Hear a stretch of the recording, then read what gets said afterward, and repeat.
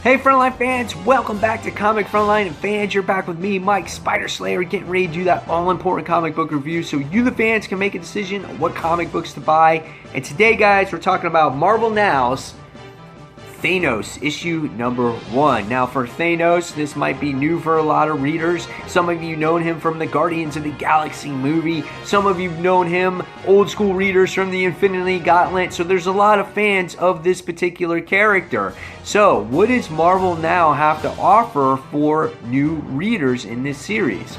Well, we'll find out. This book is written by Jeff Lemire, and the artwork is done by Mike Deodato. Now, the artwork is pretty solid in this book because I think it fits the book. Unlike Invincible Iron Man, Deodato's artwork was very dark, and Tony Stark is not a dark character. It's hard to get into the characters, especially like the brand new character, Riri Williams. But in this particular book, when it features an evil, diabolical mastermind like Thanos, it works beautifully in this actual book. You get to see him in all his glory in this issue. He does all kinds of death and destruction against different types of soldiers. There's nice actioning, there's nice paneling. The shadowing is really different in here. Kind of has that, like how, like when you close up to comic books, it has like that little dots. So that's how like the shadowing is. You can kind of, I don't know if you can see that on the video here, but it's really interesting, and I think it works for this book.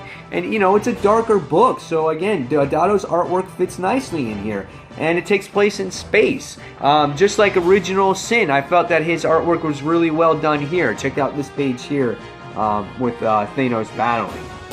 So, what did I think about this story, and what did I think about the book in general? Well, in the beginning of this book is we found out that,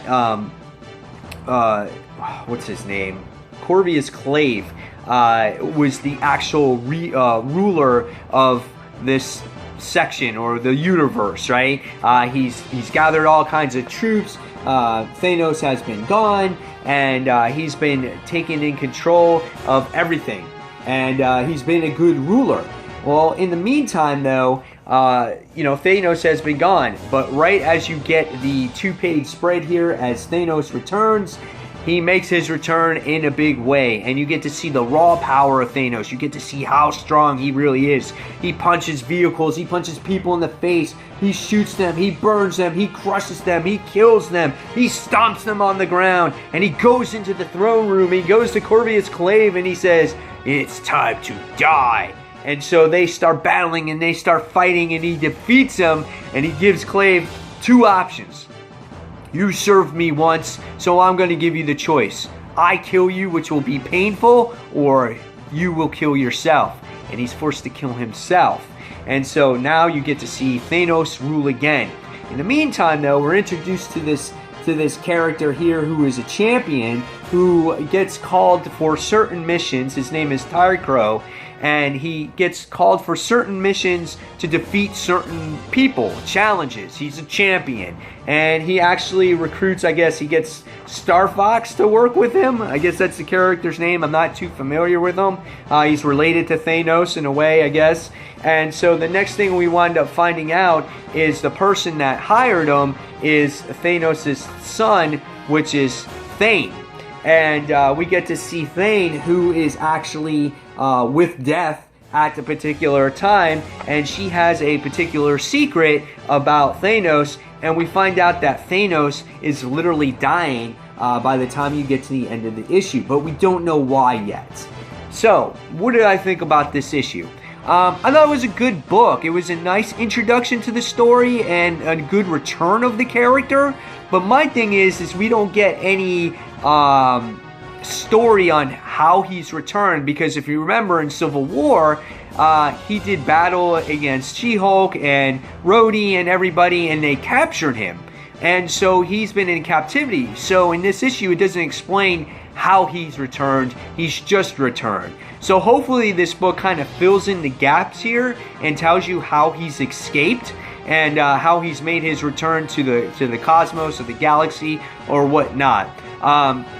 Also, I want to see these other characters in the book get fleshed out a little bit more. They kind of just introduce you to them, and they're kind of like, well, we're on this mission to stop Thanos because we know he's back.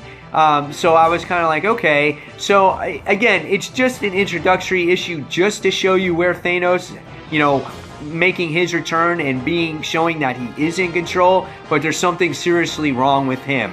So I'm going to definitely give issue number 2 a try, see where this book really goes. If you're a Thanos fan, I think you're going to want to read this because this is a cool ongoing, and it's cool to read a book about a villain. Hopefully Jeff Lemire, though, can sit here and hold a story with the character for a long period of time to keep readers interested.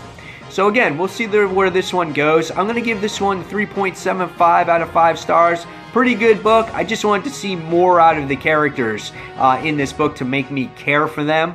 And hopefully we get that a little bit more in future issues. So again, guys, keep the discussion going in the comments below. Tell me what you thought of Thanos issue 1.